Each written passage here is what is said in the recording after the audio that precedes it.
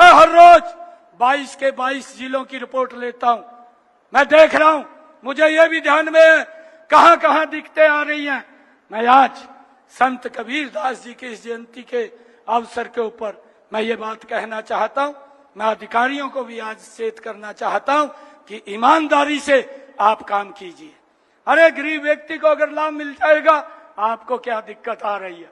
यह हमारी सरकार, यह मोदी की सरकार, यह डबल इंजन की सरकार, इसने कमिटमेंट किया है कि जो लाभ पात्र व्यक्ति है उसको समाज की मुख्यधारा के अंदर जोड़ना, ये हमारे जीवन का ध्येय है। और ये ध्येय ये संत कबीरदास जी महाराज का था।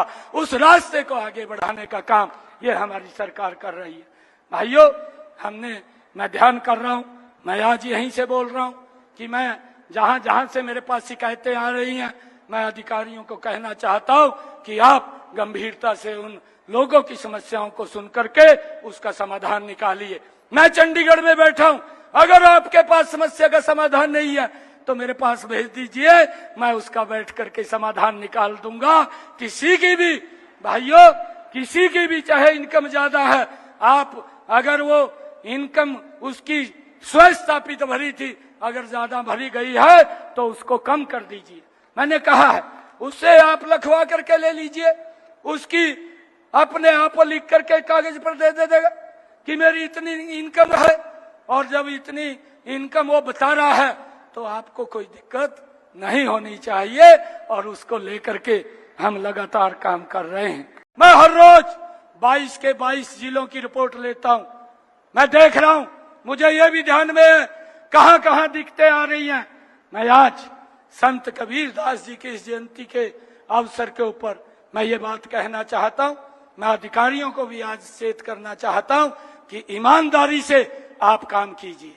अरे गरीब व्यक्ति को अगर लाभ मिल जाएगा, आपको क्या दिक्कत आ रही है?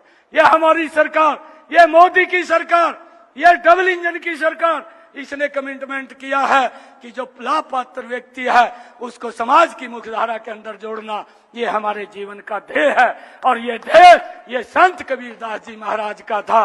उस रास्ते को आगे बढ़ाने का काम ये हमारी सरकार कर रही है। भाइयों, मैं ध्यान कर रहा हूं, मैं आज यहीं से बोल रहा हूं कि मैं जहां जहां से मेरे पास शिकायतें आ रही हैं, मैं अधिकारियों को कहना चाहता हूं कि आप गंभीरता से उन लोगों की समस्याओं को सुन करके उसका समाधान निकालिए। मैं चंडीगढ़ में बैठा हूं, अगर आपके पास समस्या का समाधान नहीं है तो मेरे पास भेज दीजिए, मैं उसका बैठ करके समाधान निकाल दूंगा।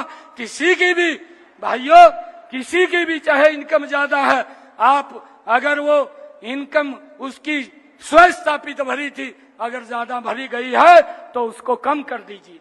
मैंने कहा है उससे आप लिखवा करके ले लीजिए, उसकी अपने आप लिख करके कागज पर दे देगा कि मेरी इतनी इनकम है, और जब इतनी इनकम वो बता रहा है तो आपको कोई दिक्कत नहीं होनी चाहिए। और उसको लेकर के हम लगातार काम कर रहे हैं।